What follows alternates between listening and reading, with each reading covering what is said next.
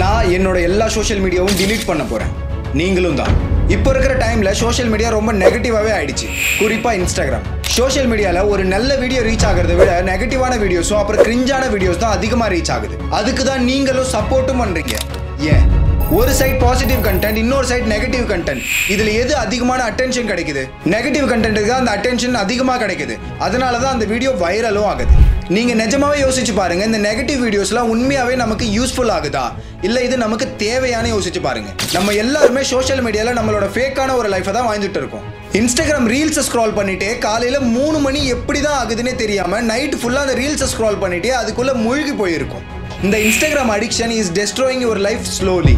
Instagram நம்ம லைஃப்குள்ள எப்படி ஒரு பார்ட்டா இருக்கு, எப்படி நம்ம லைஃபை அஃபெக்ட் பண்ணுதுன்னு இந்த வீடியோல நான் தெளிவா சொல்ல போறேன். அதுக்கு முன்னாடி சேனலை சப்ஸ்கிரைப் பண்ணாம இருந்தீங்கன்னா சப்ஸ்கிரைப் பண்ணிக்கோங்க. அது உங்களுக்கு ஃப்ரீயான விஷயம் தான், ஆனா அதனால எனக்கு ரொம்ப யூஸ்ஃபுல்லாவே இருக்கும்.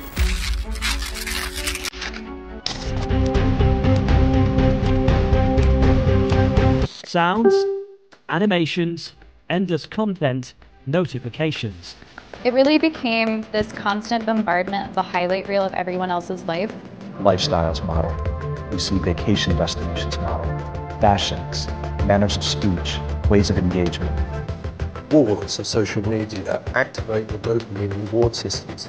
Social media companies could soon be in big trouble over how addictive their platforms have become. ஒரு காலத்துல இன்ஸ்டாகிராம்ல நம்மளோட மெமரிஸை ஷேர் பண்ணிட்டு இருந்தோம். ஆனா இன்னைக்கு பாத்தீங்கன்னா இன்ஸ்டாகிராம் ஒரு இதுல ஒரு ஃபன்னியான விஷயம் என்னன்னா, ஒரு டைம்ல இன்ஸ்டாகிராமை நான் ஒரு போட்டோ எடிட்டர் ஆப்னு தான் நினைச்சிட்டு இருந்தேன். ஒரு டைம்ல கீபோர்ட் ஃபோன் இருக்கும்போது ஃபேஸ்புக்கை நம்ம யூஸ் பண்றதுக்கு எல்லாரும் கார்டு ரீசார்ஜ் பண்ணிட்டு கீபோர்ட் ஃபோன்ல யூஸ் பண்ணிட்டு இருந்தோம். ஆனா இன்னைக்கு நிறைய பேருக்கு ஃபேஸ்புக் இருக்கிறதே மறந்துடுச்சு. இப்போ இருக்கிற டைம்ல இன்ஸ்டாகிராம், ஃபேஸ்புக், ஸ்னாப்சாட், ட்விட்டர் போல thousands of apps வந்துருச்சு. ஆனா அது எல்லாமே சேர்ந்து நம்மளோட லைஃபை டோட்டலா டெஸ்ட்ராய் பண்ணுது. சோஷியல் மீடியா லைஃப், அதுக்கு பின்னாடி இருக்கிற ரியாலிட்டி ரெண்டுமே தனித்தனி விஷயம். ரெண்டுமே ஆப்போசிட். நார்மலான மனுஷனா ஆகட்டும் இல்ல சோஷியல் மீடியா செலிபிரிட்டியா கூட இருக்கட்டும், சோஷியல் மீடியா கிரியேட் ஆனது நம்மளோட திங்கிங் எல்லாமே மற்றவங்க கிட்ட ஷேர் பண்றதுக்கு தான். ஆனா இப்போ இருக்கிற டைம்ல சோஷியல் மீடியால வலுக்கட்டாயமா அவங்களோட வாழ்க்கையை மற்றவங்களுக்கு காமிக்கிறாங்க. ஃபோர்ஸ்ஃபுல்லா அவங்க சந்தோஷமா வாழுற வாழ்க்கை மாதிரி எக்ஸாஜரேட் பண்ணி காமிக்கிறாங்க. As per report படி on an average ஒரு இந்தியன் ஒரு நாளைக்கு 194 minutes சோஷியல் மீடியால யூஸ் பண்றாங்க. அதுக்காக அவங்க அந்த டைமையே வேஸ்ட் பண்ணிடுறாங்க.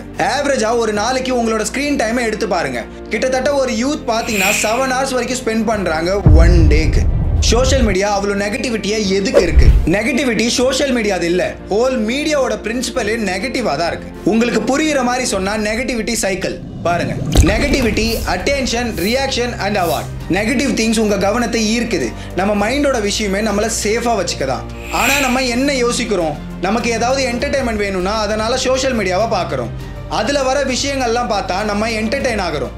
நீங்களே ஒரு எக்ஸ்பெரிமெண்ட் பண்ணுங்க. இன்னையோட நியூஸ் பேப்பரை எடுத்து அதுல இருக்கிற நியூஸ் எல்லாம் பாருங்க. அதுல எத்தனை நியூஸ் பாசிட்டிவாகவும் எத்தனை நியூஸ் நெகட்டிவாகவும் இருக்குன்னு கவுண்ட் பண்ணுங்க. அதுல 10ல இருந்து 9 நியூஸ் நெகட்டிவிட்டி மட்டும்தான் இருக்கும். சோஷியல் மீடியால நெகட்டிவ் கான்டென்ட் வைரல் ஆகும். எதுக்குன்னா நெகட்டிவ் வீடியோஸ் உங்களுக்குள்ள இருக்கிற நேச்சுரலான ரியாக்ஷனை கொண்டு வருது. நம்ம எல்லாரும் நம்ம வீட்டில் என்ன நடக்குதுன்னு பார்க்க மாட்டோம். ஆனா அதுவே பிக் பாஸ் வீட்டுக்குள்ள என்ன நடக்குதுன்னு அதை பத்தி பேச கமெண்ட் செக்ஷன்ல போய் கமெண்ட் பண்ணிட்டு இருப்போம். சோஷியல் மீடியால நிறைய பிரச்சனை போயிட்டு இருக்கும். ஒரு பக்கம் Seeman versus Thalapathy, Stalin versus Thalapathy, tech boss versus tech superstar, Dhanush versus Nayanthara இஷ்யூன்னு இந்த மாதிரி விஷயம் எல்லாம் எவ்வளவுதான் கிரிஞ்சா இருந்தாலும் அதுல நம்ம ஆர்வமாகி அட்டென்ஷன் கொடுத்து அந்த பிரச்சனையை நம்ம பிரச்சனையா எடுத்து அதுல ஃபோக்கஸ் பண்ணி அட்ராக்ட் ஆகிடுறோம். இதெல்லாம் ஒரு நல்ல விஷயமா அப்படின்னு இல்லை. ஒரு விஷயம் ரொம்ப எக்ஸ்ட்ரீமா போகுதுன்னா அதுல இருந்து நம்மளோட எமோஷன்ஸுமே ஃபீல் பண்றோம். Anger, frustration, disgust and surprise எல்லா எமோஷன்ஸும் நமக்குள்ள வந்துருது. அதனாலேயே நம்ம சோஷியல் மீடியால எல்லாத்துக்கும் ரியாக்ட் பண்றோம். லைக் பண்ற மூலியமாவும், நம்ம தாட்ஸை கமெண்ட்ல போடுற மூலியமாவும், ஷேர் பண்றதுனாலையும், நம்மளுக்கு ஏதாவது கண்டென்ட் பிடிக்கலன்னா அதை ரிஜெக்ட் பண்ற மூலியமாவும் நம்ம எமோஷன்ஸை வெளிப்படுத்துறோம். இப்போ இருக்கிற டைம்ல ஒரு நல்ல விஷயத்தை பத்தி ஒரு கான்டென்ட் கிரியேட்டர் பேசினா இல்ல அதை பத்தி சொல்யூஷன் சொன்னாலோ அது அவ்வளோ ரீச் ஆக மாட்டேங்குது. ஆனா எதுல அதிகமான ரீச் கிடைக்குதுன்னு பார்த்தா எந்த ஒரு விஷயத்துல எக்ஸ்ட்ரீமா எதுல இருக்கோ அதுதான் ரொம்ப வைரல் ஆகுது. நீங்க யோசிங்க, நீங்க லாஸ்டா எப்போ ஒரு நல்ல கான்டென்ட்ல ஒரு நல்ல தாட்டை ஷேர் பண்ணிருக்கீங்கன்னு? ரொம்பவே ரேரா தான் ஷேர் பண்ணிருப்பீங்க. பொதுவா மக்கள் கான்டென்ட்டை விட அதிகமா கமெண்ட்டை தான் கன்சியூம் பண்றாங்க. கமெண்ட் செக்ஷன் போனா அவங்களால நேர்ல சொல்ல முடியாததெல்லாம் கமெண்ட் மூலமா ஈஸியா கிரிட்டிசைஸ் பண்றாங்க. இதுல இருந்து நம்ம என்ன பாக்குறோம்? கிரிஞ்சான பிஹேவியர்லாம் நம்மளால வரவேற்கப்படுது. அது தப்பான விதத்திலேயாவது வரவேற்கப்படுது. அப்புறம் அந்த கான்டென்ட்டும் சோஷியல் மீடியால வைரலும் ஆகுது. கிரிஞ்ச் அண்ட் நெகட்டிவ் கான்டென்ட்னால நிறைய பேர் கிரிட்டிசிசமை ஃபேஸ் பண்ணியிருக்காங்க. ஆனால் அதே சமயத்தில் அவங்க ஃபேமஸும் தானே ஆயிருக்காங்க. எக்ஸாம்பிளுக்கு இவரோட வீடியோ பாருங்க. அப்போ வந்து இந்த மக்கள்கிட்ட வந்து நான் பைத்தியக்காரன் தான் நான் அங்கே நடிச்சிருக்கேன். நான் நடித்ததே நான் பைத்தியக்காரன் மாதிரி, நான் பண்ணதே பைத்தியக்காரன் மாதிரி. அப்போ மக்கள் என்ன பைத்தியக்காரன்னு சொன்னால் நான் அங்கே தோற்று போல, அந்த இடத்துக்கு தான் ஜெயித்தேன். இதெல்லாம் இவர் தெரிஞ்சே தான் பண்ணியிருக்காரு. இந்த கான்டென்ட்லாம் நெகட்டிவாக போகும்னு சொல்லிட்டு இந்த மாதிரி நெகட்டிவான விஷயத்தை வச்சு தான் இவர் ஃபேமஸும் ஆகியிருக்காரு. இதை தான் நம்ம negativity, attention, reaction or award இந்த சைக்கிளில் நடக்கிறத பார்க்குறோம். நீங்கள் இந்த மாதிரி யாராவது ஒரு கிரியேட்டரை கண்டிப்பாக ஃபாலோ பண்ணியிருப்பீங்க.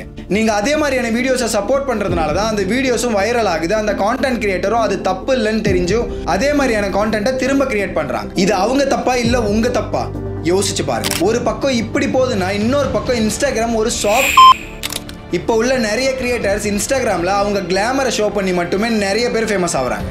அதுக்கப்புறம் நம்ம தமிழ் கம்யூனிட்டியில் அக்காஸ்னு ஒரு ட்ரெண்டே கிளப்பி விட்டுட்டாங்க. லைக் ஜிம் அக்கா, டைலர் அக்கா, யோகா அக்கா, அப்புறம் ரீசெண்டாக ட்ரெண்டான பலூன் அக்கா. இந்த தேவையில்லாத விஷயத்தெல்லாம் சப்போர்ட் பண்ணா எப்படி? இதெல்லாம் பார்த்தா இவங்களுக்கு அதே மாதிரியான விஷயம் தான் மைண்டில் இருக்கும். இந்த கமெண்ட்டை பாருங்க. ஒருத்தவங்க இந்த கமெண்ட்டை பண்ணியிருக்காங்க, அதுக்கு அவங்க என்ன ரிப்ளை கொடுத்துருக்காங்கன்னு பாருங்க. பிஸ்னஸ் ஆமா. இதுலேயே நமக்கு தெளிவாக புரியுது இந்த மாதிரி கான்டென்ட் பண்ணுறவங்களாம் தெரிஞ்சே தான் இதை பண்ணுறாங்க. இப்படி நெகட்டிவாக பண்ணால் தான் ஃபேமஸ் ஆக முடியும்னு அவங்களும் இப்படி தப்பான விஷயத்தெல்லாம் பண்ணி ஃபேமஸ் ஆகுறாங்க. இப்போ நான் சொல்ல போகிற விஷயத்த ஒரு தடவை தெளிவாக கேளுங்க. நீங்கள் ஃபாலோ பண்ணுற கிரியேட்டர்ஸ் எல்லாம் ஒரு தடவை பாருங்கள். உங்களுக்குள்ள யோசிங்க, எந்தெந்த கிரியேட்டர்ஸ் கிட்டேருந்து நமக்கு என்ன யூஸ்ஃபுல்லான வேல்யூ கிடைக்குதுன்னு. இல்லை அட்லீஸ்ட் என்டர்டெயின் ஆகுதா, இல்லை அவங்களோட ஆர்ட் ஃபோட்டோஸும் அண்ட் காசிப்பை கேட்கவும் தான் அவங்கள ஃபாலோ பண்ணுறீங்களா? யோசிச்சு பாருங்க. நீங்கள் இப்போ டிசைட் பண்ணுங்க, சோஷியல் மீடியாவை டிலீட் பண்ணுங்க. ஆனால் அவங்களோடது இல்லை, உங்களுக்கு எந்த ஒரு வேல்யூவும் ப்ரொவைட் பண்ணாத கிரியேட்டரை ஃபாலோ பண்ணுறதை ஃபஸ்ட்டு நிறுத்துங்க. அதுக்கப்புறம் உங்கள் ஃபீல்டில் பார்த்தீங்கன்னா ஜஸ்ட் உங்களுக்கு யூஸ்ஃபுல்லான கண்டென்ட்டும் பாசிட்டிவான கண்டென்ட்டும் மட்டும்தான் மிஞ்சி இருக்கும். அதுக்கப்புறம் ஒரு முக்கியமான விஷயம், ரீல்ஸ் நம்ம வாழ்க்கையும் அப்புறம் நேரத்தையும் கொஞ்சம் கொஞ்சமாக அழிச்சிட்டு இருக்கு. நைட் டைமில் பெட்டில் படுத்துட்டு ரீல்ஸ் பார்த்துட்டு இருப்பீங்க. 10 மணிலேருந்து 12 மணி எப்படி தான் ஆகுதுன்னு தெரியவே தெரியாது ஸ்க்ரால் பண்ணிட்டு. இதில் ஒஸ்ட்டான பார்ட் என்னன்னா, நம்ம என்ன வேலைக்காக இதில் வந்தோமோ அந்த விஷயத்தையே மறந்து நம்ம ரீல்ஸ்குள்ளே மூழ்கி போயிருப்போம்.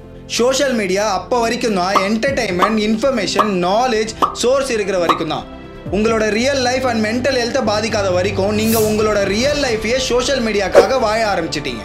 இந்த சோஷியல் மீடியா உங்களை அதுலேயே அழிச்சிருது. இதிலிருந்து நம்மளால் வெளியவே வர முடியாது. சோஷியல் மீடியாவில் வாழ்கிறதும் சோஷியல் மீடியாக்காகவே வாழ்கிறதும் ஒரு சின்ன டிஃப்ரென்ஸ் தான். ஆனால் அது உங்கள் லைஃபையே மாற்றிடும். சோஷியல் மீடியாவுக்கும் ரியல் லைஃப் வேர்ல்டுக்கும் நிறைய டிஃப்ரென்ஸ் இருக்குது. சோஷியல் மீடியாவுக்கு வெளியில் ஒரு அழகான உலகம் இருக்குது.